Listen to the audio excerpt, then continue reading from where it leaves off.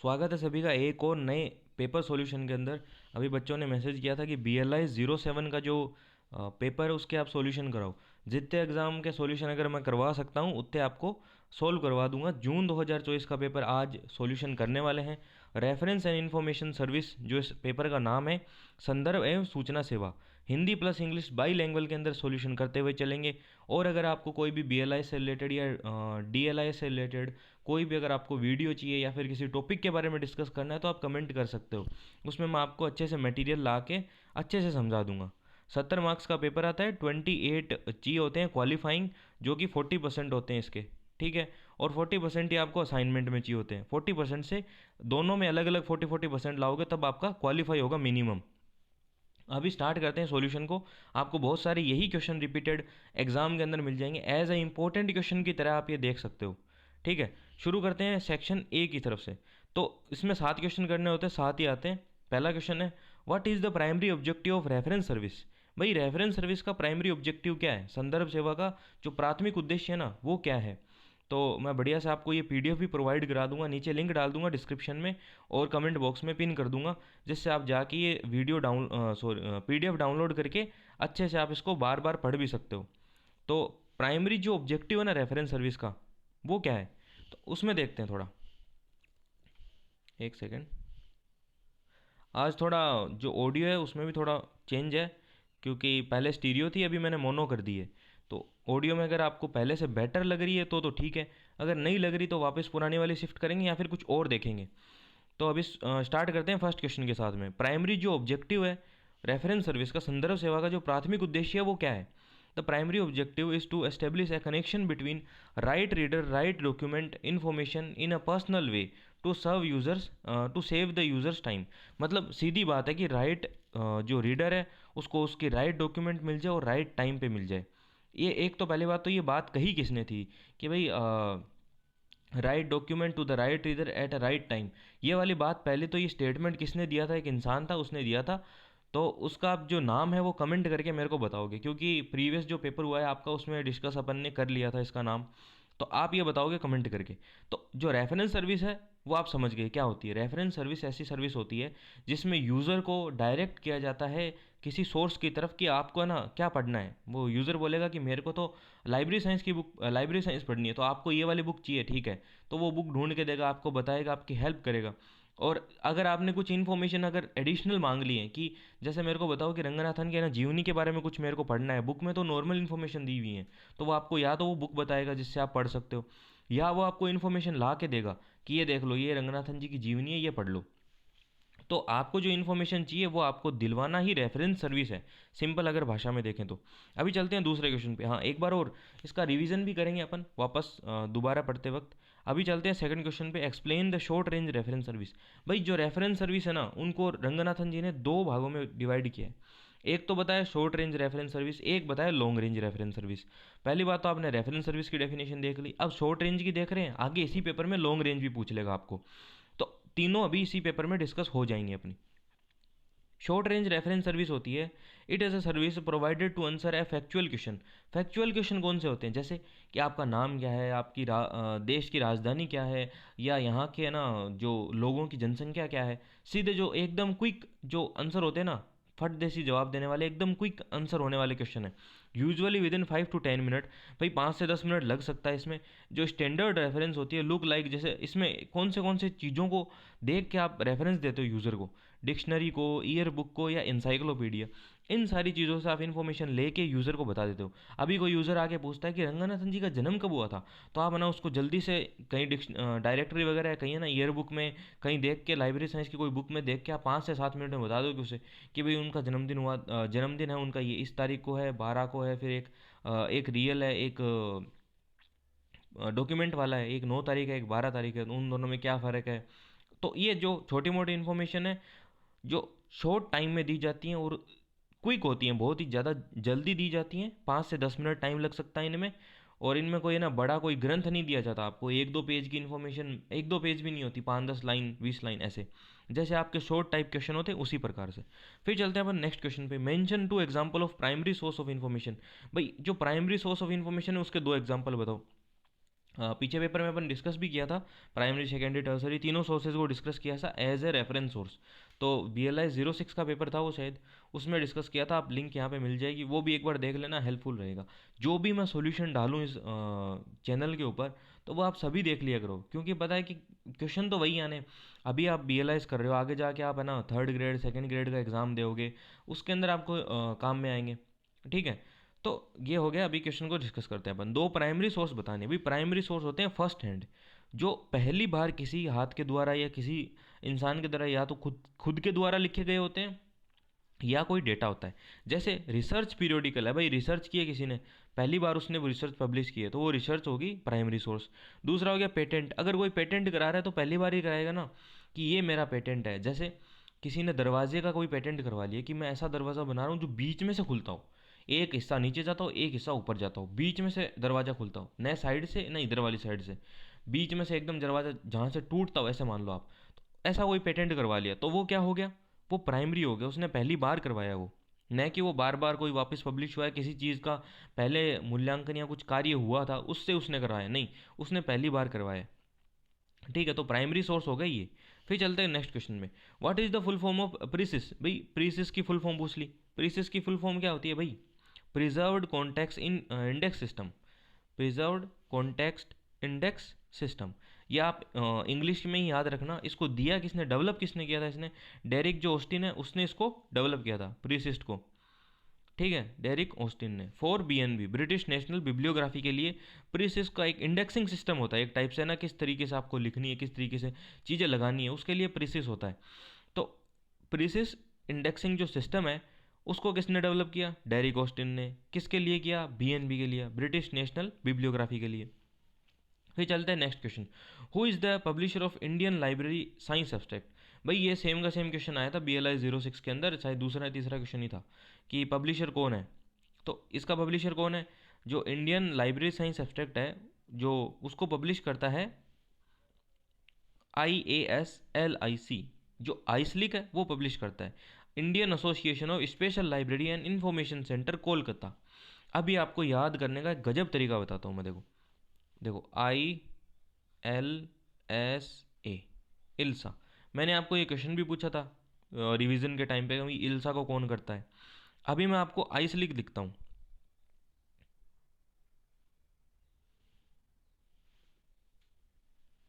ठीक है, जैसे आइसलिक है, IASLIC, आइसलिक। अब देखो इसमें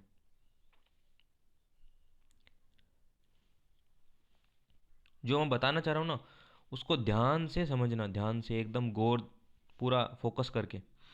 अभी आप जो इल्सा है ना उसको उल्टा पढ़ो, यहाँ से ILSA।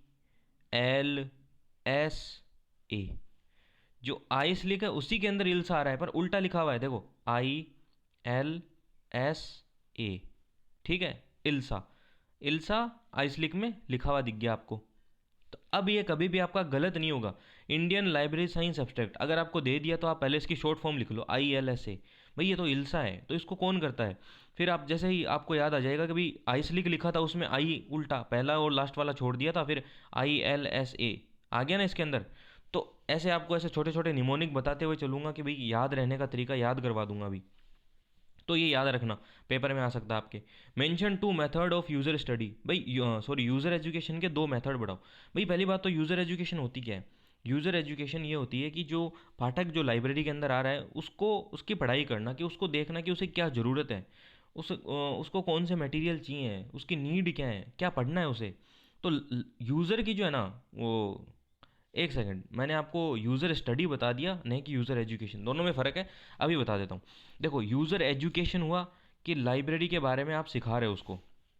यूज़र एजुकेशन का मतलब होता है कि जिसमें आप लाइब्रेरी के बारे में सिखाते हो कि ये चीज़ें होती है लाइब्रेरी में, ऐसे यहाँ से बुक लेनी है, ये वाली शेल्फ है, या फिर है ना आपको है ना इशू और रिटर्न यहाँ पे इस वाले डेस्क पे कराना है। आपका कोई सामान अगर आप कुछ ला रहे हो लाइब्रेरी के अंदर तो वो यहाँ पे जमा करना है, ये वाले इसके अंदर लॉकर में आपका आपका सामान रखना है।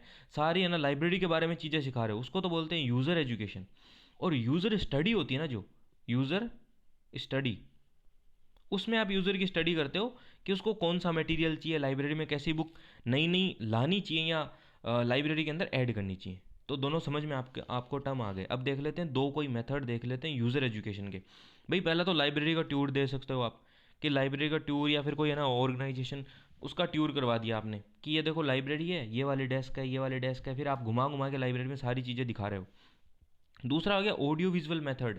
भाई आपने कोई लेक्चर या डेमोन्स्ट्रेशन दिया, आपने प्रोजेक्टर ऑन किया, लाइब्रेरी में बच्चों को बिठाया, एक साइड प्रोजेक्टर ऑन किया, उस पर ऑन कर दिया, पहले से आपने रिकॉर्ड कर रखी थी वीडियो, उसमें आप खुद घूम घूम के सारा बता रहे हो और वो बैठे बैठे सुन रहे हैं, ऑडियो विजुअल। तो ये दो हो गए लाइब्रेरी के जो यूज़र आ रहे हैं उनको एजुकेट करने के लिए लाइब्रेरी की सर्विसेज के बारे में। फिर चलते हैं next question, mention any two biographical sources. भाई दो कोई है ना बायोग्राफिकल सोर्सेज के बारे में बताओ आप। तो भाई जीवनी स्रोत, ठीक है। बायोग्राफी क्या होती है भाई?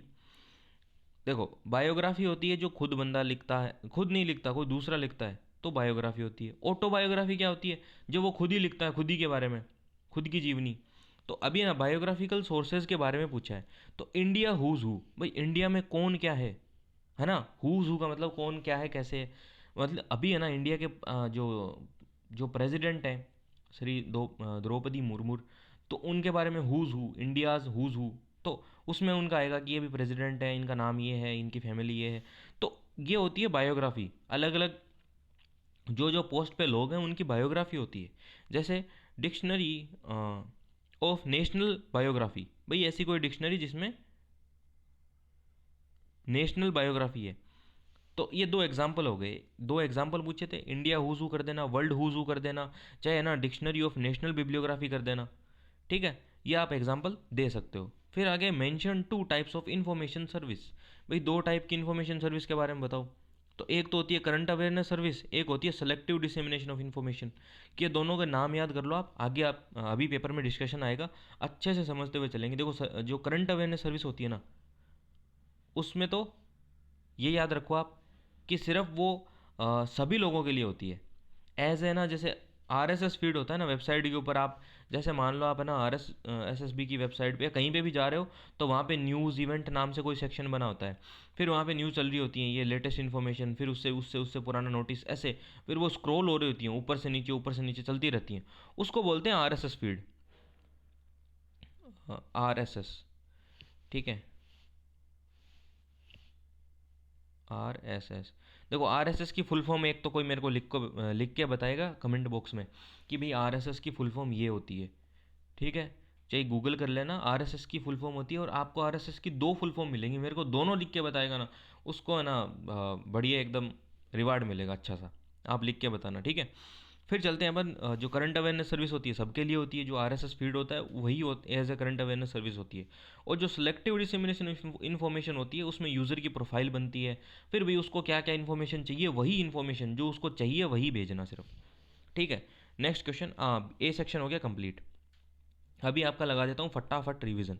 आपको दिमाग में फटाफट लाना है कि कौन सा क्वेश्चन डिस्कस किया था और उसमें क्या चीज़ें थी। जैसे प्राइमरी जो ऑब्जेक्टिव ऑफ रेफरेंस सर्विस है वो क्या डिस्कस किया था भाई। रेफरेंस सर्विस क्या होती है, उसका प्राइमरी ऑब्जेक्टिव क्या है, यूज़र के ना नीड को फुलफिल करना, राइट टाइम पे राइट बुक राइट यूज़र को देना।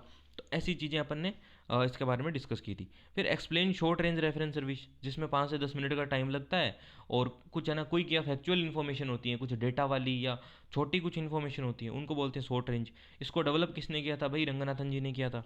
फिर mention two example of primary source of information. Primary source का क्या इन्फॉर्मेशन एग्जांपल हो सकता है भी, पेटेंट लिख दो आप, चाहे कोई ना इन्वेंशन के बारे में लिख दो, या कोई रिसर्च पेपर के बारे में लिख दो, कुछ भी जो पहली बार बन रहा है ना वो, या फिर कोई है ना ऑथर अगर खुद खुद की कोई बुक लिख रहा है तो वो भी हो गया। फिर चलते हैं next, full form of precious preserved.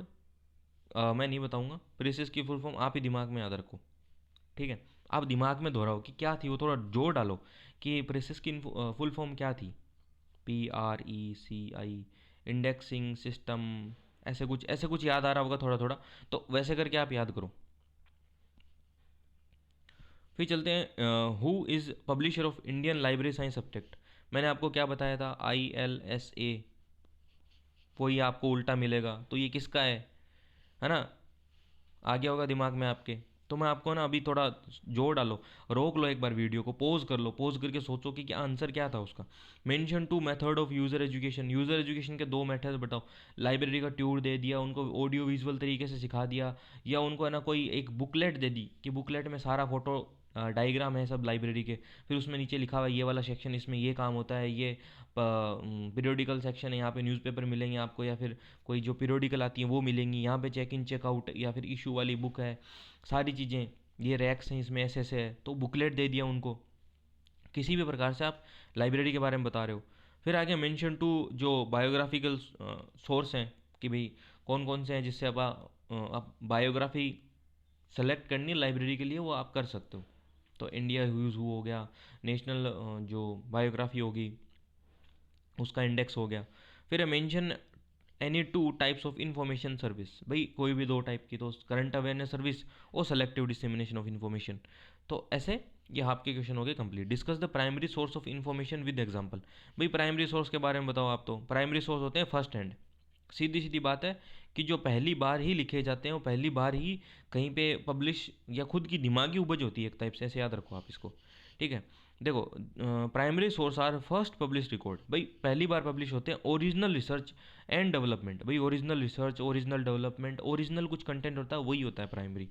It contains unorganised and new information, भाई इसमें कहीं ऊपर नीचे चीज़ें हो सकती हैं पर नई इन्फॉर्मेशन होती है इसके अंदर। They are most important source for researcher because they provide first hand evidence, भाई पहले एविडेंस, पहले हाथ के एविडेंस बताता है ये कि सबसे पहले ये हुआ था, ये सबसे जो रो इन्फॉर्मेशन होती है ना वो इसके अंदर होती है। फिर कैरेक्टरिस्टिक देख लेते हैं। Originally publish for the first time, भाई पहली बार ही पब्लिश होते हैं, जो पहली बार ही इन्फॉर्मेशन को फैलाव करते हैं। एग्जाम्पल देख लेते हैं, पीरियोडिकल या जर्नल या कोई पब्लिशिंग या कोई करंट रिसर्च पेपर है वो पब्लिश हुआ है। फिर चलते हैं पेटेंट। ऑफिशियल डॉक्यूमेंट होता है, जो कोई इन्वेंशन होता है, कोई आविष्कार होता है, उसके बारे में पेटेंट दे देता है कि आपका ये पेटेंट है, दूसरा कोई यूज़ नहीं कर सकता, सिर्फ आप ही यूज़ कर सकते हो, इस तरीके से।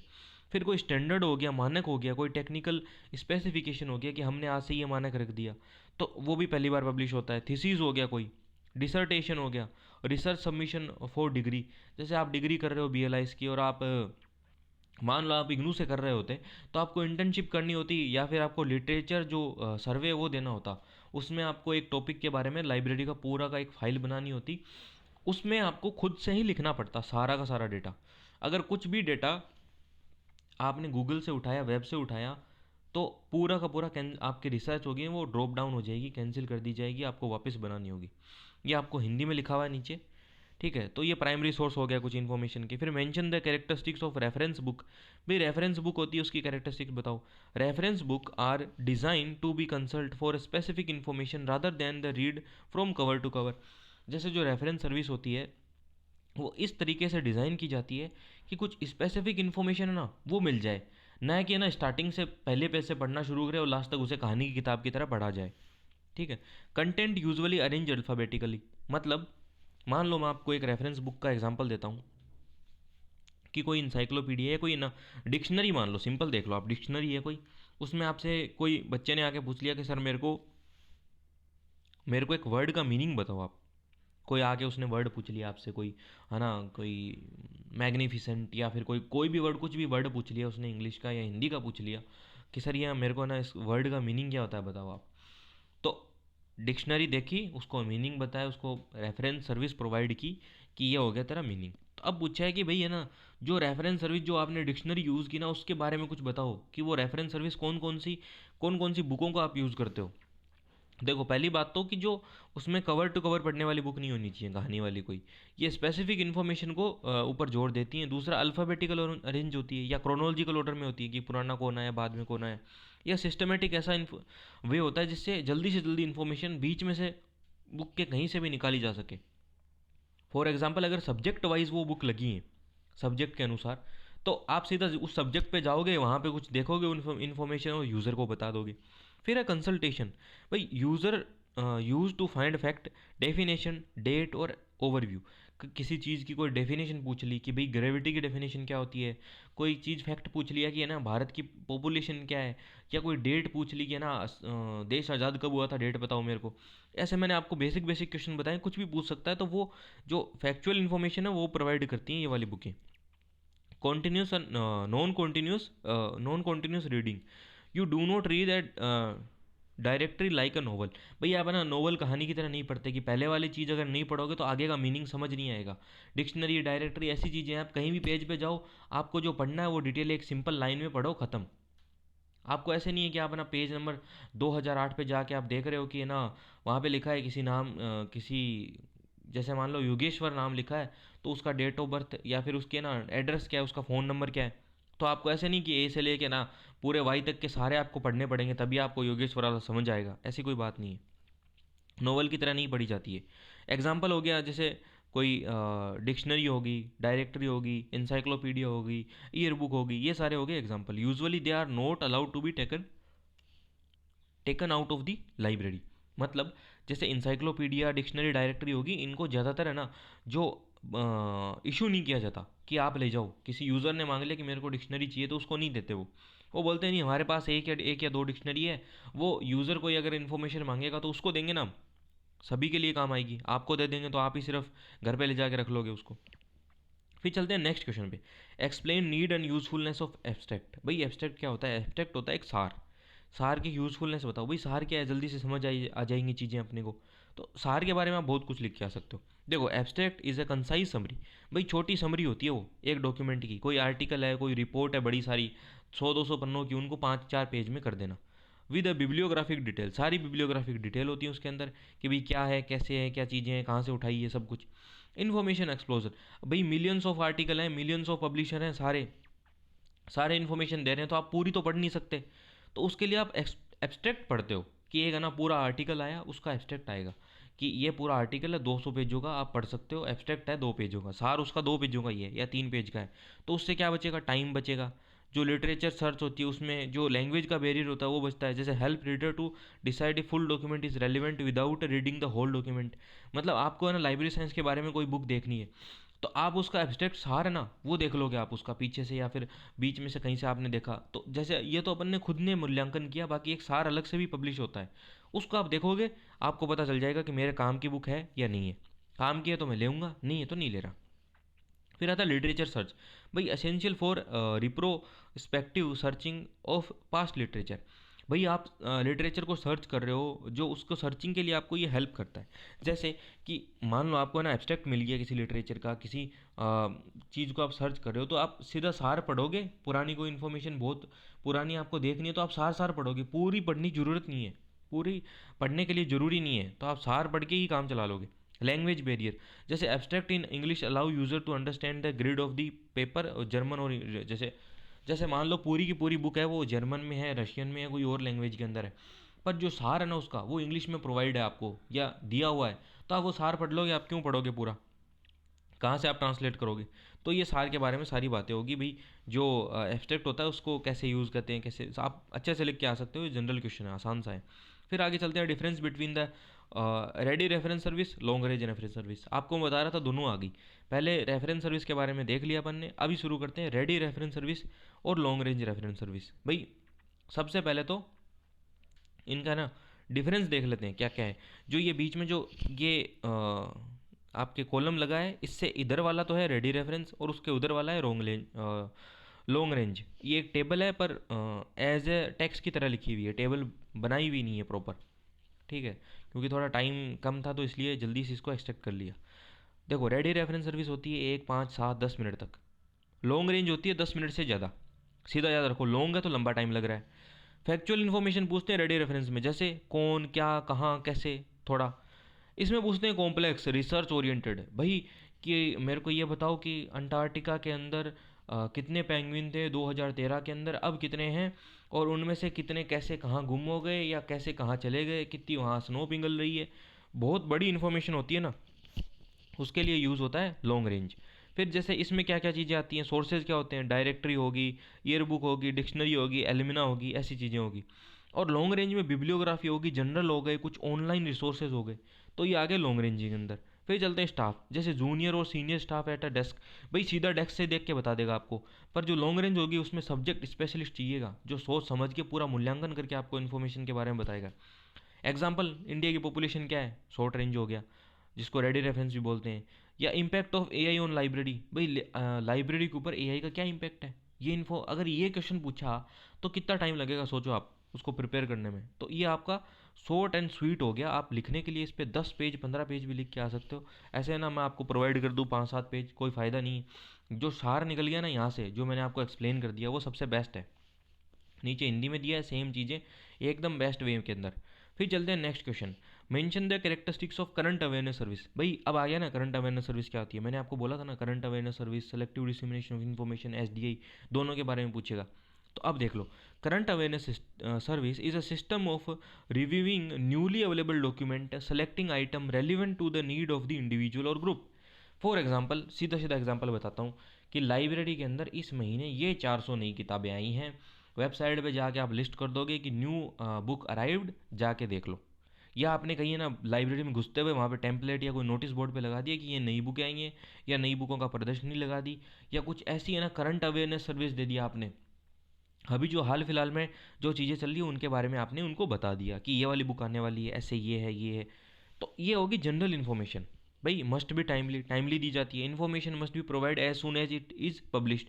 जब भी पब्लिश होती है तब दे दो, पब्लिश होने से कुछ दिन पहले आपके पास आ जाए तो वो भी दे दो। Usually provide to a group और रिसर्चर सिमिलर इंटरेस्ट। भाई जैसे सिमिलर इंटरेस्ट है, जैसे सारे के सारे लाइब्रेरी के अंदर स्टूडेंट आ रहे हैं तो सबको एक टाइप की इन्फॉर्मेशन दी जा रही है। सारे के सारे आपको है ना, कोई केमिस्ट आ रहे हैं या फिर सारे के सारे टीचर्स आ रहे हैं तो उनको एक टाइप की इन्फॉर्मेशन दी जा रही है। It only deals with current information, not past और हिस्ट्री।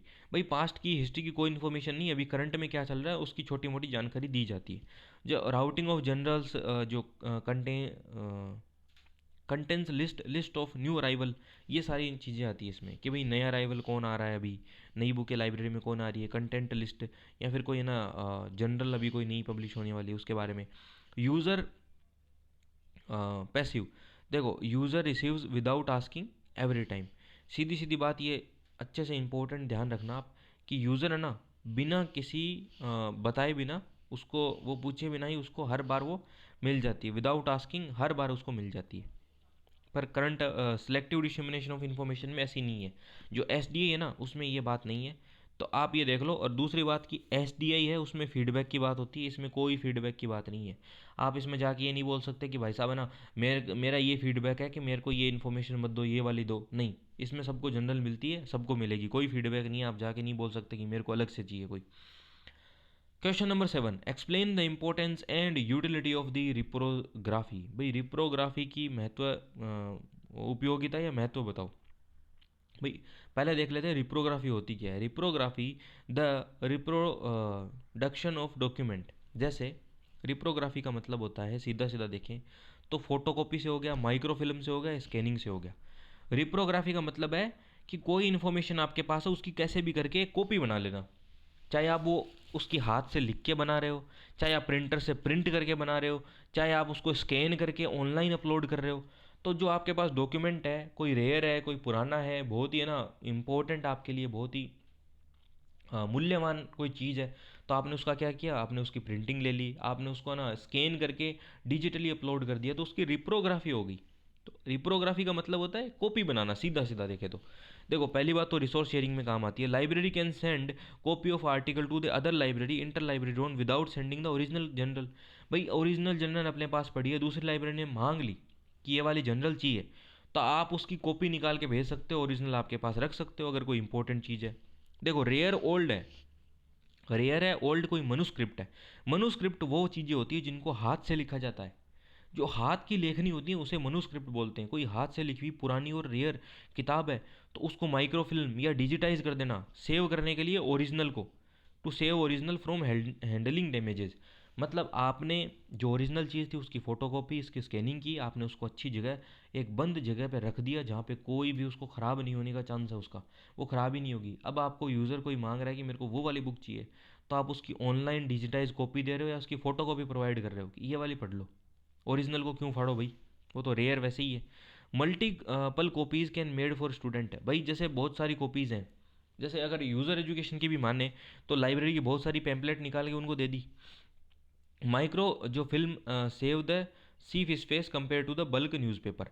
जैसे कोई माइक्रो फॉर्म के अंदर कोई न्यूज़पेपर है या छोटी छोटी है ना डिजिटाइज फॉर्म में आपने कन्वर्ट कर दिया, तो न्यूज़पेपर या कोई जैसे न्यूज़पेपर है, मान लो आपने न्यूज़पेपर जैसे जैसे डेली आ रहे हैं वैसे आपने डिजिटाइज कर दिया उनको, डिजिटली करके आपने उसको डिजिटल फॉर्म में एक मेमोरी कार्ड में स्टोर कर लिया। ये जो माइक्रो फिल्म होती है ना, छोटी छोटी पट्टी फिल्म होती है, जैसे कैमरा में जो रील डलती है ना उसकी उसी की तरह होती है, पर वो छोटी होती है थोड़ी, तो उसके अंदर आपने स्टोर करके रख दिया। अब एक तो सोचो आप कि 5,000 10,000 जो न्यूज़पेपर हैं वो कितनी जगह रोकते, प्लस एक पेन ड्राइव कितनी जगह रोकता है सोचो आप। तो पेन ड्राइव या मेमोरी कार्ड में डाल दिया, छोटा सा है, एक है ना ऐसे मान लो आप एकदम ही छोटा सा है, मटर के दाने जितना है वो एक, उसमें सारा इन्फॉर्मेशन स्टोर हो गया। अगर आगे कोई मांगे फ्यूचर में तो उसको मिल जाएगी। या आगे आपका हिंदी में इन्फॉर्मेशन सारी की सारी पीडीएफ से, हिंदी वाले बच्चे अच्छे से पढ़ लेना, एक्सप्लेनेशन दोनों लैंग्वेज में अच्छे से कर रहा हूँ मैं, हिंदी प्लस इंग्लिश, कुछ वर्ड इंग्लिश में ज़रूर बोल रहा हूँ, पर आपके लिए बहुत ही हेल्पफुल रहेगा। आप अगर इंग्लिश में थोड़ा पढ़ो तो आप कुछ अच्छे नंबर गेन कर सकते हो, ठीक है। डिस्क्राइब द वेरियस स्टैटिकल जो statics maintenance in the information department. भाई इंफॉर्मेशन डिपार्टमेंट में कैसे कैसे डेटा को एनालिसिस या वगैरह किया जाता है उसके बारे में देखते हैं। Library statics are numerical data without library about library activity. भाई लाइब्रेरी के जो स्टैटिक्स है ना, स्टैटिक्स मतलब होता है डेटा, उसमें क्या आता है, देखो उसमें आता है collection states, total books added, journal, subscription, books withdraw. सीधी सीधी बात है, कितनी बुक हमारे पास हैं, कितने जनरल सब्सक्राइब किए हुए हैं हर महीने आते हैं, कितनी बुक विड्रॉ की हुई हैं यूज़र को दी हुई हैं।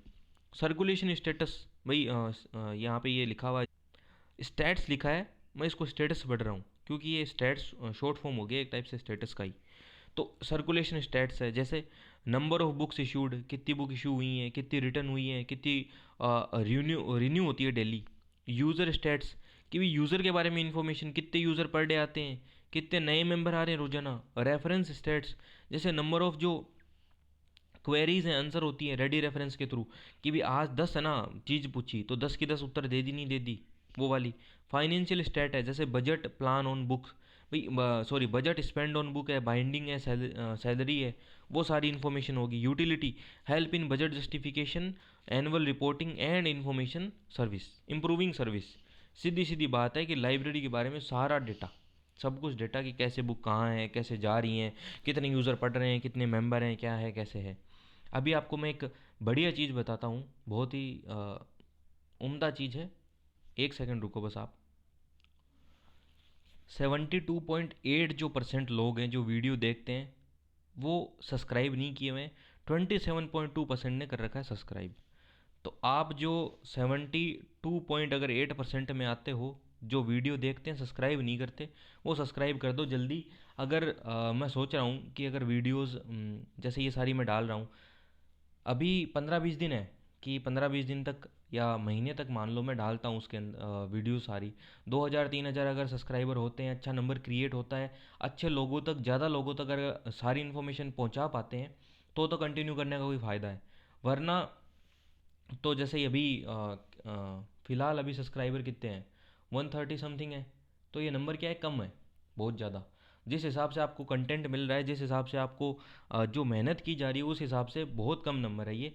तो आप ज़्यादा से ज़्यादा अपने दोस्त हैं और हैं जो भी कोई BLIS कर रहा है या कोई को लाइब्रेरी साइंस का कोई फील्ड है, तो उसको आप शेयर करिए, ज़्यादा से ज़्यादा लाइक करिए, कमेंट करिए, जिस वजह से थोड़ी रीच बढ़ सके, ठीक है। ये वाली बात ध्यान रखनी है। फिर चलते हैं अपन नेक्स्ट क्वेश्चन के ऊपर। Discuss the function of an information officer. भाई इंफॉर्मेशन जो ऑफिसर होता है ना, सूचना अधिकारी, उसका क्या कार्य है, जो सूचना को देता है सूचना अधिकारी, उसका क्या क्या कार्य है। ये कार्य स्टेप बाय स्टेप देख लेना, जैसे लिखे हैं वैसे के वैसे लिख के आ जाना, ठीक है, अच्छे नंबर मिल जाएंगे, ये क्वेश्चन आने के चांसेस हैं। इन्फॉर्मेशन ऑफिसर होता है वो ब्रिज की तरह काम करता है, एक ब्रिज की तरह, between information sources end user. भाई इन्फॉर्मेशन के अलग अलग जो सूचना के स्रोत हैं उनके बीच में, और जो यूज़र है जो पढ़ने आ रहा है उसके बीच में एक पुल की तरह काम करता है ये। इसका काम क्या क्या होता है पहले वो देखते हैं। पहले सबसे पहले वो करता है स्कैनिंग, ठीक है। Monitoring new publication and sources, भाई ऐसे मॉनिटर करता है कि कई कौन सी न्यू पब्लिकेशन आई है, कौन से नए नए सोर्सेज आए हैं, उनको स्कैन करता है, उनकी जांच पड़ताल करता है, सेलेक्ट करता है भाई, चूज़ करता है relevant information for the organization. भाई इसमें से ना अभी नई नई पब्लिश इतनी इतनी चीज़ें हुई हैं, उनमें से रेलिवेंट कौन सी इन्फॉर्मेशन है अपने जो लाइब्रेरी, अपनी जो ऑर्गेनाइजेशन है उसके लिए, फिर उसको वो प्रोसेसिंग करता है। एब्स्ट्रैक्टिंग का मतलब होता है तो उसको तोड़ना, अलग अलग तोड़ना। इंडेक्सिंग मतलब इंडेक्स करना, उनको क्लासीफाई करना, मतलब तोड़ निचोड़ के सारी इन्फॉर्मेशन को एक जगह करना, सारी अलग अलग जगह से आप पता चला उसको कि यहाँ पे कुछ पब्लिश हुआ है, यहाँ पे कुछ पब्लिश हुआ है, तो उसको इकट्ठा करना, उधर से दूसरे को इकट्ठा करना, फिर उसको डिसमिनेट करना। डिसमिनेट मतलब फैलाव करना, डिस्ट्रीब्यूट इनटू CAS और SDI। करंट अवेयरनेस सर्विस है, जो सिलेक्टिव डिसमिनेशन सर्विस है, कोई बुलेटिन है, उनके अंदर उन चीज़ों को फैलाना कि ये इन्फॉर्मेशन आई है, ये वाली चीज़ें हैं, ये इंपॉर्टेंट है। SDI के अंदर आप पर पर्टिकुलर यूज़र को इन्फॉर्मेशन दे रहे हो तो उसको अलग अलग इन्फॉर्मेशन देना। फिर सर्चिंग करना, conducting literature search for researcher. अगर कोई रिसर्चर है, उसने बोला कि मेरे को इस टॉपिक है, जैसे मान लो कि क्वांटम फिजिक्स का कोई टॉपिक है, कि इसके ऊपर मेरे को रिसर्च चाहिए, या फिर ये वाली रिसर्च की है, तो आप मेरे को ये बताओ कि आज से पहले जितनी भी इस टॉपिक पे रिसर्च हुई है वो सभी मेरे को चाहिए। तो वो लाइब्रेरियन का या जो इन्फॉर्मेशन ऑफिसर होता है उसका काम होता है कि सारे ढूंढ के दे उसे। फिर दूसरा और लास्ट काम क्या होगा, ट्रांसलेटिंग।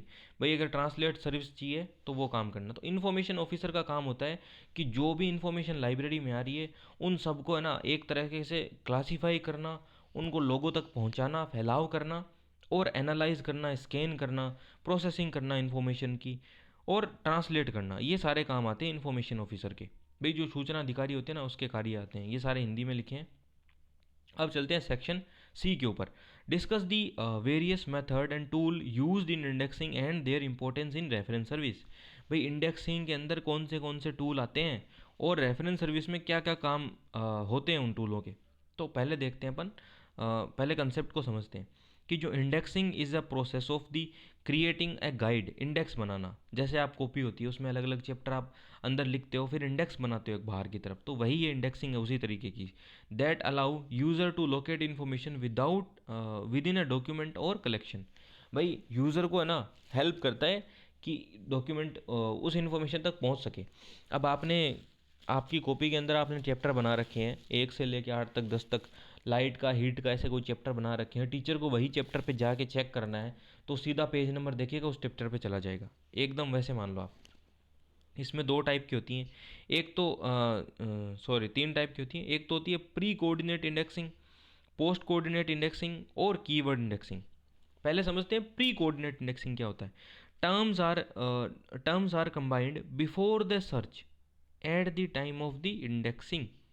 एग्जाम्पल, जैसे आपको इसके बारे में बताता हूँ मैं, पहले क्या होता है ये देखो। जो प्री कोऑर्डिनेट होती है ना, प्री कोऑर्डिनेट, प्री का मतलब होता है पहले, प्री कोऑर्डिनेट का मतलब जैसे पहले होता है, वैसे ही जो कैटलॉगिंग अगर हो रही है, जिस टाइम आप कैटलॉग तैयार कर रहे हो उसी टाइम पे उसका जो इंडेक्सिंग है वो कर देना, उसको बोलते हैं प्री कोऑर्डिनेट। जिस टाइम आप उसको नंबर दे रहे हो, कॉल नंबर दे रहे हो, उसको आप उसकी कैटलॉगिंग कर रहे हो, आप उसकी जो ऑथर का नाम, टाइटल का नाम, सारी सब कुछ चीज़ आप एक्सट्रैक्ट कर रहे हो, तो वो आप उसको पहले ही कर देते हो आप उसकी कैटलॉग, उसकी जो इंडेक्सिंग है। और जो पोस्ट कोऑर्डिनेट होती है ना उसको डन की जाती है कि भाई आउटपुट स्टेज है ये ड्यूरिंग सर्च। भाई सर्च के दौरान है ना जैसे की जाती है। जैसे आपको अभी एक बार मैं आपको ऊपर ऊपर से बताता हूँ, फिर आपको ना एक बार अच्छे से एक्सप्लेन करूँगा और डेप्थ में जाके। एक बार ऊपर से बता रहा हूँ, आपको धीरे धीरे समझ में आएगा, ठीक है। प्री कोऑर्डिनेट के अंदर एक तो चेन आती है, देखो इसको आप है ना प्री कोऑर्डिनेट को आप ऐसे याद रखोगे, चेन पीपी। कैसे याद रखोगे, चेन पीपी, चेन पीपी याद रखोगे। प्री में कौन है, प्री में है चेन पीपी, प्री में कौन है, चेन पीपी है। कौन है प्री में, चेन पीपी है, ऐसे याद रख लोगे। चेन पीपी के अंदर चेन इंडेक्सिंग आ गई, जो जिस किसने दी थी भाई, रंगनाथन जी ने दी थी। Used class number two derive the subject heading. भाई सब्जेक्ट हेडिंग को निकालने के लिए क्लास नंबर चाहिए होती है। इसमें चेन होती है, short link, unshort link, missing link, false link, ये अपन ने डिस्कशन पहले किया हुआ है। फिर आ गई प्रिसिस और आ गई पोप्सी। प्रोप्सी को जो गणेश भट्टाचार्य उन्होंने दिया था, प्रिसिस को BNB, और जो कौन थे, ऑस्टिन, ऑस्टिन क्या नाम था उनका, डेरिकोस्टेन, याद आया? Preserved context indexing system. और पॉप्सी की फुल फॉर्म क्या है? Postulate based permuted subject indexing. ठीक है, तो ये तो होती हैं क्लासिफिक कैटलॉगिंग के टाइम पे पहले ही, प्री कोऑर्डिनेट वाली। पोस्ट कोऑर्डिनेट वाली होती है बाद में। टर्म्स आर कंबाइंड आफ्टर और during the search by the user. भाई जिस टाइम सर्च कर रहा है ना उस टाइम की जाती हैं या तो ये, और या बाद में की जाती हैं। जैसे यूनिटर्म इंडेक्सिंग, ये बाद में होती है। तीसरा हो गया कीवर्ड इंडेक्सिंग, कंप्यूटराइज कीवर्ड जैसे KWIC, कीवर्ड इन कॉन्टेक्स्ट। ठीक है, keyword in context. And KWOC, keyword out of the context. तो ये होती हैं कंप्यूटराइज्ड, और ये पहले और ये बाद में। अभी आपको बताता हूँ कैसे क्या होता है, सिंपल भाषा में बताता हूँ आपको। जैसे इंडेक्सिंग एक ऐसी चीज़ होती है जिसमें आप है ना, एक बुक है, उसका टाइटल मान लो दे रखा है, कोई कुछ भी दे रखा है कि भाई इंडियन हिस्ट्री दे रखा है, तो उसका ऐसा एक है ना इंडेक्सिंग बनाना, उसका ऐसा एक सब्जेक्ट हेडिंग तैयार करना जिससे यूज़र आसानी से ढूंढ सके कि वो है ना एक कॉमन चीज़ होनी चाहिए। ठीक है, समझे आप? कि भाई ऐसा नहीं, भारतीय राजवंश का 1847 के अंदर हुआ हुआ युद्ध या फिर उनका इतिहास, ऐसे कुछ करके बड़ा सारा टाइटल है। तो आपने क्या लिखा उसका? इंडियन मिडिवल हिस्ट्री, कि मध्यकालीन भारतीय इतिहास, सीधा लिख दिया आपने। कोई भी आ रहा है मध्यकालीन भारतीय इतिहास सर्च करता है, उसको सीधा मिल जाता है। आपने कैटलॉगिंग की बुक को नाम देखा, उसी टाइम आपने उसकी सब्जेक्ट हेडिंग दे दी, इंडेक्सिंग कर दिया, इंडेक्स तैयार कर दिया, तभी यूज़र जाके उसके जो टर्म उसके अकॉर्डिंग है उससे सर्च कर रहा है। उसमें कौन आ जाता है? चेन, PP आ जाता है। चेन इंडेक्सिंग SR रंगनाथन ने, जो प्रिसिस दी थी वो दी थी BNB के डेरिक ऑस्टिन ने, पोप्सी दी थी गणेश भट्टाचार्य जी ने। फुल फॉर्म याद रख लेना, तीनों चीज़ इसके अंदर लिख के आना, फुल नंबर मिलेंगे। फिर चलते हैं पोस्ट कोऑर्डिनेट में। जब यूज़र आ रहा है कि मेरे को ये वाली बुक चाहिए, तब आपने उसकी इंडेक्सिंग कर दी, समझे आप? जब यूज़र आ रहा है तब उसकी इंडेक्सिंग कर दी। या ड्यूरिंग सर्च, भाई यूज़र सर्च कर रहा है उस टाइम कर दी, बाद में हो रही है सारी चीज़ें, तो ये होती है पोस्ट कोऑर्डिनेट। जैसे यूनिटर्म इंडेक्सिंग वगैरह आती है कि यूज़र आया, बोले मेरे को ना ये वाली किताब दो आप, मेरे को भारतीय ना मध्यकालीन भारत की इतिहास की किताब चाहिए। तो आपने देखा कि वो कौन सी किताब सेलेक्ट कर रहा है और किसको मध्यकालीन बोल रहा है, वो सेलेक्ट की उसने, आपने उसका जो इंडेक्सिंग है उसके अंदर आपने नाम लिख दिया कि भाई इसका नाम है मध्यकालीन। समझ गए आप? यूज़र खुद आपको बता रहा है कैसे क्या करना है। कीवर्ड इंडेक्सिंग में क्या होता है भाई, ऑनलाइन हो जाती है, कंप्यूटराइज हो जाती है सीधी। कंप्यूटर में इन्फॉर्मेशन डालो, वो रेलिवेंट देख के अपने आप बता देगा कि कीवर्ड इन कॉन्टेक्स्ट KWIC और keyword out of the context, दो टाइप की होती हैं। आपको ये पूरा याद रखना अच्छे से। फोकस। अब चलते हैं टूल। देखो, thesaurus control vocabulary subject heading list, जैसे Sears list of subject heading है, library of Congress subject heading है, Sears list of subject heading है। इन सब्जेक्ट हेडिंग का यूज़ करके आप किसी चीज़ का इंडेक्सिंग करते हो कि मानक किसी चीज़ का क्या है, किसी चीज़ को ढूंढने के लिए कौन सी मानक चीज़ें हैं। जैसे कि फॉर एग्ज़ाम्पल आप बुक है, मान लो कोई वेदर चेंज के ऊपर बुक है, ठीक है, क्लाइमेट कंट्रोल पे कोई बुक है, तो आप सीधा बोलोगे क्लाइमेट कंट्रोल वेदर चेंज। आप ऐसे थोड़ी बोलोगे कि effect of thermostat layer on the, like कोई भी एग्जांपल ले लो, क्लोरोफ्लोरोकार्बन गैसेस की भी। कठिन सा है ना कोई टाइटल है कि पर्यावरण, कहीं पे शब्द नहीं दिया उन्होंने। उन्होंने शब्द क्या दिया कि भाई जो ये वाली जो परत है ना, उस परत के अंदर अभी कौन सी गैसेस है, क्या क्या हो रहा है, तो उसकी सिंपल सा आपको बताया कि उसकी सब्जेक्ट हेडिंग है वो क्या टर्म होती। तो उसको सिंपल बनाने के लिए, यूज़र अच्छे से ढूंढ सके, उसके लिए ये सारी चीज़ें की जाती है। इंपॉर्टेंट इन रेफरेंस सर्विस, भाई रेफरेंस सर्विस में कैसे इंपॉर्टेंट है? विदाउट इंडेक्स आप कभी भी ना रेफरेंस सर्विस नहीं दे सकते, इंपॉसिबल है। लार्ज कलेक्शन है, इतना बड़ा है, कहाँ पे उसको रेफरेंस प्रोवाइड करोगे? तो इंडेक्सिंग अच्छे से होगी, आप जाओगे फटाफट ढूंढ के इन्फॉर्मेशन उसको दे दोगे। It act as a primary tool, भाई प्राइमरी टूल की तरह काम करता है रेफरेंस लाइब्रेरियन के लिए। रेफरेंस लाइब्रेरियन का काम होता है रेफरेंस सर्विस प्रोवाइड करवाना, हर चीज़ों का आंसर देना, चाहिए वो लॉन्ग रेंज हो या शॉर्ट रेंज हो, उसका जो क्वायरी है उसका आंसर देना। टाइम को बचाता है, इंडेक्स बनाया होगा तो टाइम बचेगा, लोकेट करने में आसानी होगी। ये सारी चीज़ें होगी किसके बारे में? भाई इंडेक्सिंग के बारे में सारी चीज़ें पढ़ ली अपन ने सारी। ये सबसे इंपॉर्टेंट चीज़ है इंडेक्सिंग के बारे में, यहाँ से लेके यहाँ तक जो मेथड्स ऑफ इंडेक्सिंग है ना, ये वाली चीज़ें, इसमें जो मैंने आपको एक दो ट्रिक बताई, और ये सारी आपको याद रखनी अच्छे तरीके से। ठीक है, चलते हैं नेक्स्ट क्वेश्चन के ऊपर। Discuss the need and importance of abstracting and indexing service in library. भाई एब्स्ट्रैक्टिंग सर्विस होती है सार करना, और इंडेक्सिंग सर्विस होती है इंडेक्स बनाना जिससे आसानी से खोज सके। तो इन दोनों के बारे में बताओ। तो ऑलरेडी डिस्कस कर चुके हैं, फटाफट देखेंगे। Abstracting and indexing service are the secondary service that help researcher to navigate the vast ocean of primary literature। भाई प्राइमरी लिटरेचर है, उसके बारे में कोई रिसर्चर ढूंढ रहा है तो उसको ये चीज़ें हेल्प करती हैं। फिर इन्फॉर्मेशन एक्सप्लोजन, भाई बहुत सारी मिलियन ऑफ कलेक्शन पड़ा है, बहुत सारा कलेक्शन पड़ा है, उसमें से एक्चुअल जो काम की चीज़ें उसको ढूंढने में इंडेक्सिंग वगैरह यूज़ आती है। जो स्कैटरिंग है, information on one topic is scattered across the hundred of the general, भाई हज़ारों जनरल पे है ना अलग अलग इन्फॉर्मेशन चाहिए जो उसको ज़रूरी है, तो उन सबको ढूंढना, उन सबको ढूंढने में इंडेक्सिंग वगैरह एब्स्ट्रैक्टिंग यूज़ होती है। लैंग्वेज बैरियर है, अगर किसी अलग लैंग्वेज में दे रखा है और आपको एब्स्ट्रैक्ट चाहिए इंग्लिश के अंदर, तो एब्स्ट्रैक्ट इंग्लिश में मिल जाता है आपको। फिर होती है एक्सेस टूल, जैसे index, and index tells you where the information is cited. भाई इंडेक्स तो ये बताता है कि इन्फॉर्मेशन कहाँ देखी गई, कहाँ पड़ी है वो। एब्स्ट्रैक्ट ये बताता है कि वो इन्फॉर्मेशन क्या, व्हाट द इन्फॉर्मेशन इज़, कि भी इन्फॉर्मेशन क्या है, उसकी समरी क्या है, तो ये बताता है एब्स्ट्रैक्ट।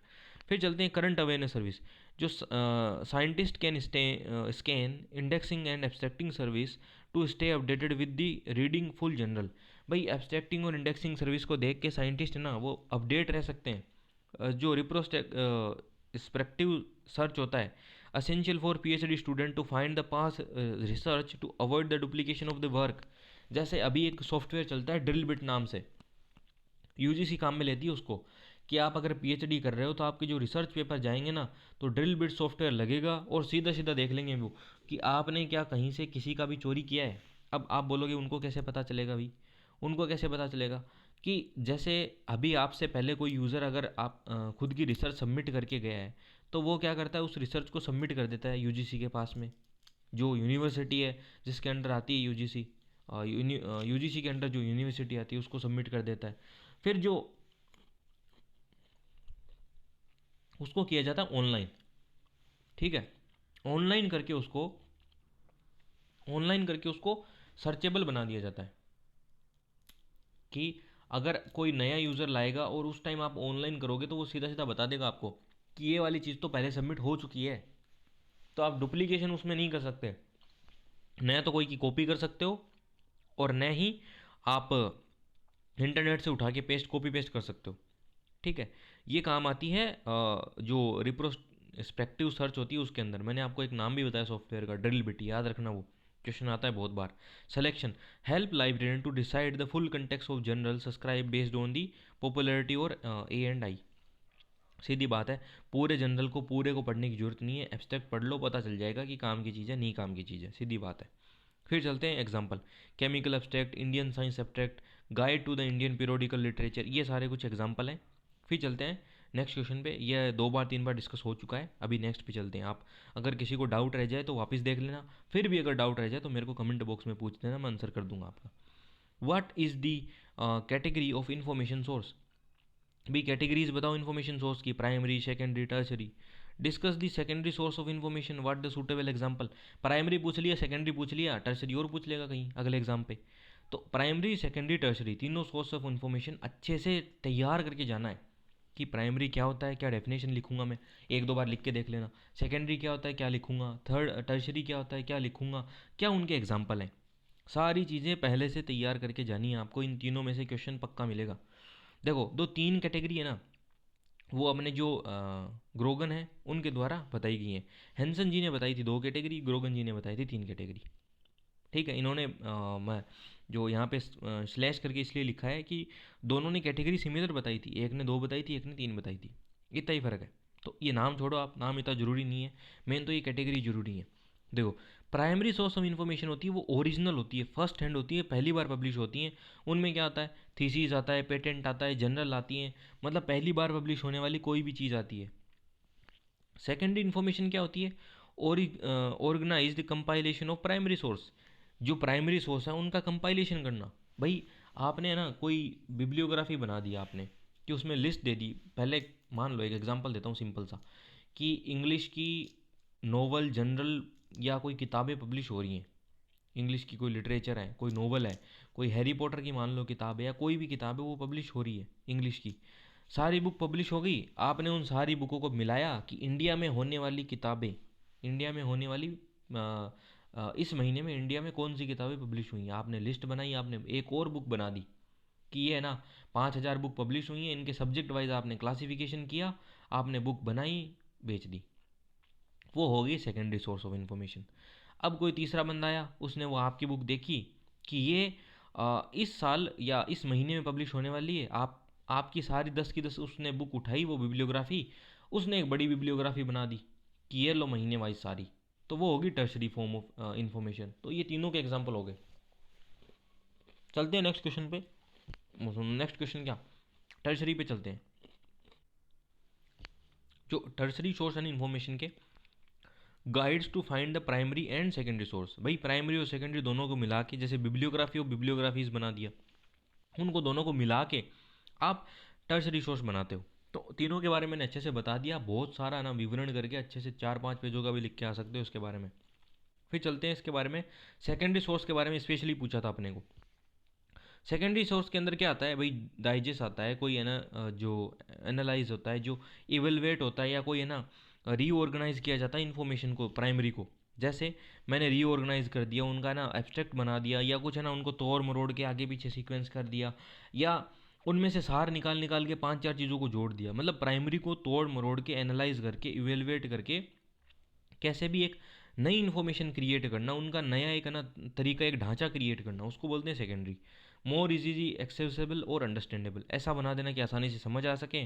प्राइमरी मान लो कुछ लेखक ने कोई बात लिखी है, कोई संस्कृत का कोई लेखक है, उसने बात लिखी है, बहुत ही डेप्थ में लिख दी, उसने समझ में नहीं आई, तो उसका ऐसा एक ट्रांसलेशन, ऐसा एक एब्स्ट्रैक्ट बनाना जिससे सारे यूज़र को समझ आ सके। ठीक है, चलते हैं इसके जो कुछ एग्जाम्पल हैं उसके ऊपर। तो कुछ एग्जाम्पल्स जो सेकेंडरी सोर्सेज के कुछ एग्जाम्पल्स हैं वो देख लेते हैं।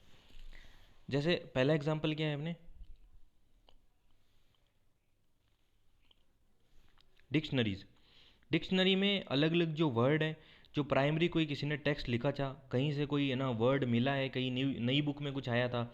डिक्शनरी तो पुराने टाइम से चलती आ रही है, हर साल कोई नया नया वर्ड भी आ जाता है, तो उसको वो डिक्शनरी में ऐड करते जाते हैं, तो वो क्या हो गया, सेकेंडरी सोर्स हो गया। डिक्शनरी में, डिक्शनरी आती है सेकेंडरी में, याद रखना हमेशा।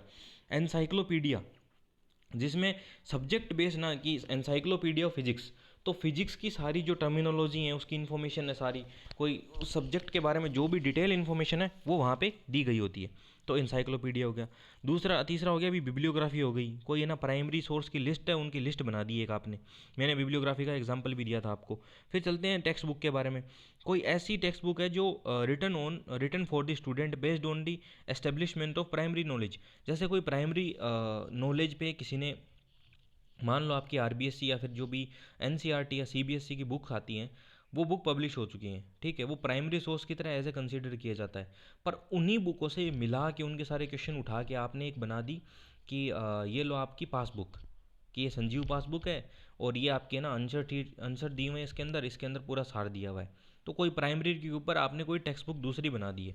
फिर रिव्यू एब्स्ट्रैक्ट, भाई कोई आपने ना कोई स्पेसिफिक फील्ड के अंदर कोई प्रोसेस है, उसके बारे में आपने उसका रिव्यू कर दिया, आपने उसका ना जो आर्टिकल उसको रिव्यू बना दिया है कि भाई इसके बारे में ये चीज़ें मैं कहना चाहता हूँ, या ये इंपॉर्टेंट है, ये ज़रूरी है, नहीं है। तो ये सारी चीज़ हो गई एब्स्ट्रैक्टिंग, आपने कोई चीज़ को शॉर्ट में कर दिया, समराइज़ कर दिया। कोई इंपॉर्टेंट बात एक और है कि they are the first place of researcher to look to get an overview before the driving into the specific primary research.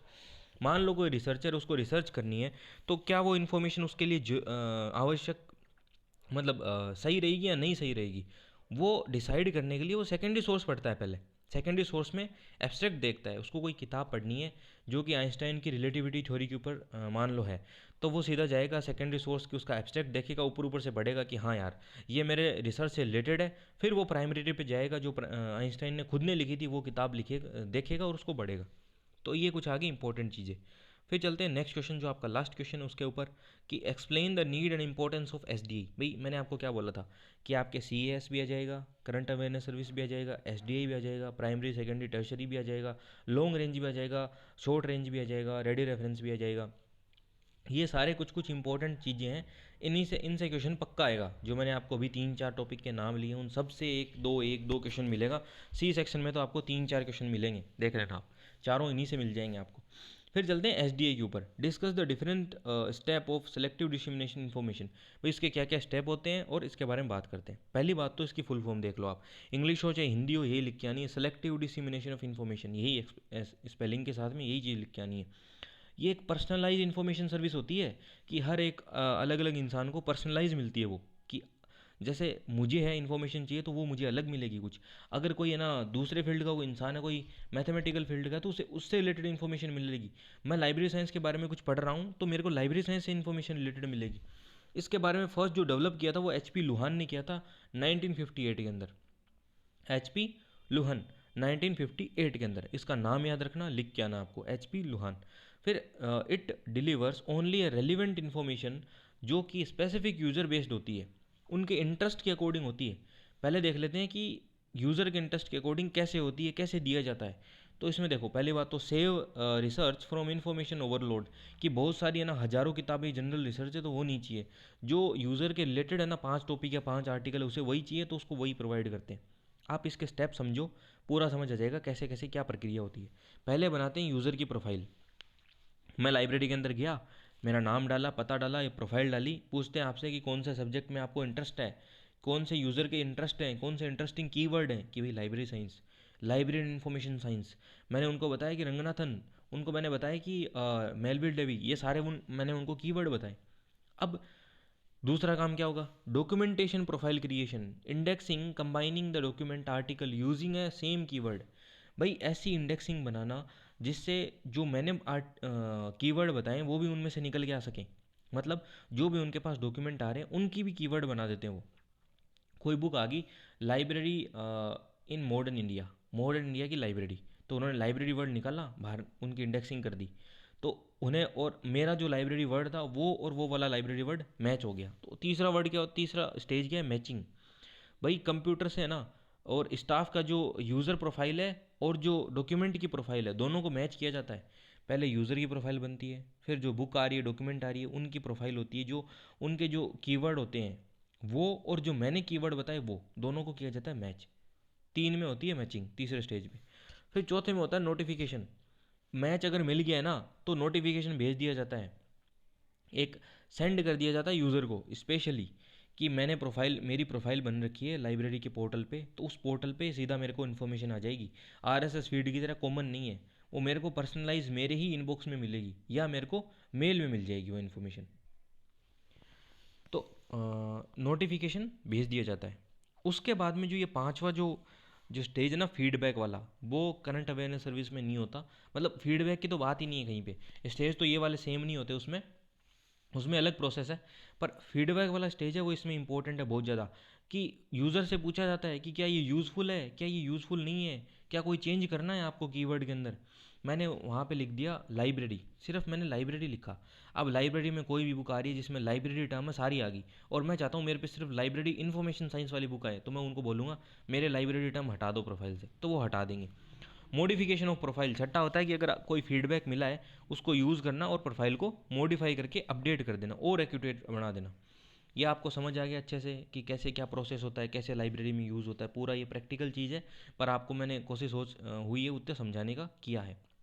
अभी मैं करता हूँ आपका सेक्शन जो ए बी और सी है उसका रिवीजन फटाफट। देखो बी सेक्शन का पहला question, describe the primary source of information. Primary source कौन से होते हैं, एग्जाम्पल क्या होते हैं, पहली बार लिखे जाते हैं, कैसे सब कुछ चीज़ें हैं। मेंशन द कैरेक्टरिस्टिक्स ऑफ जो रेफरेंस बुक है उसकी कैरेक्टरिस्टिक विशेषता बताओ, कि वो शॉर्ट होनी चाहिए, उसमें इंडेक्स होना चाहिए, अल्फ़ाबेटिकल होनी चाहिए, जल्दी से खोजी जाने वाली इन्फॉर्मेशन होनी चाहिए।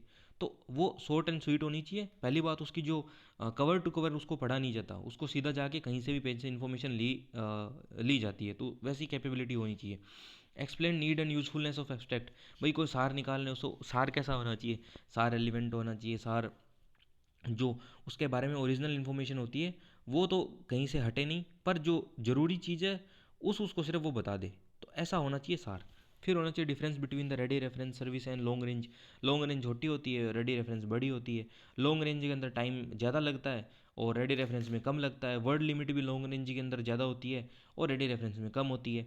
दूसरी बात कि रेडी रेफरेंस के लिए जो इंसाइक्लोपीडिया, डिक्शनरी, डायरेक्टरी ऐसी चीज़ें यूज़ करते हैं, पर लॉन्ग रेंज के लिए जो इंसाइक्लोपीडिया वो लॉन्ग रेंज में आएगी आपको काम में। एनसाइक्लोपीडिया शॉर्ट रेंज में नहीं आएगी या रेडी रेफरेंस में नहीं आएगी।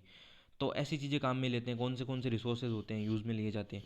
फिर mention the characteristics of current awareness service. Current awareness service RSS feed की तरह होती है। फिर कैसे सभी यूज़र को नई जो आ रही हैं बुक आ रही हैं पब्लिश होने वाली हैं या हो चुकी हैं तो वो मिलती हैं। फिर जो रिप्रोग्राफी होती है उसके बारे में कुछ बताओ आप। तो इम्पोर्टेंस और यूटिलिटी रिप्रोग्राफी की। कॉपिंग जो होती है ना, जिसको कॉपी करते हैं अपन, फोटो कॉपी सर्विस बोलते हैं एक टाइप से इसको, रिप्रोग्राफी को। तो वो कैसे की जानी चाहिए, कैसे प्रिजर्व किया जाना चाहिए। कोई रेयर मनुस्क्रिप्ट है, हाथ से लिखी हुई किताब है, तो उसको बचाना चाहिए। ये सारी चीज़ें आ गई। Describe the various statics maintenance in information department. भाई कौन से स्टैटिक या इंफॉर्मेशन डिपार्टमेंट के अंदर मेंटेनेंस किए जाने चाहिए, वो सारी चीज़ें आ गई। इन्फॉर्मेशन ऑफिसर के बारे में बताओ आप। इन्फॉर्मेशन ऑफिसर का भी आपके क्वेश्चन आएगा। इन्फॉर्मेशन ऑफिसर होता है, उसका क्या काम होता है, कैसे क्या होता है।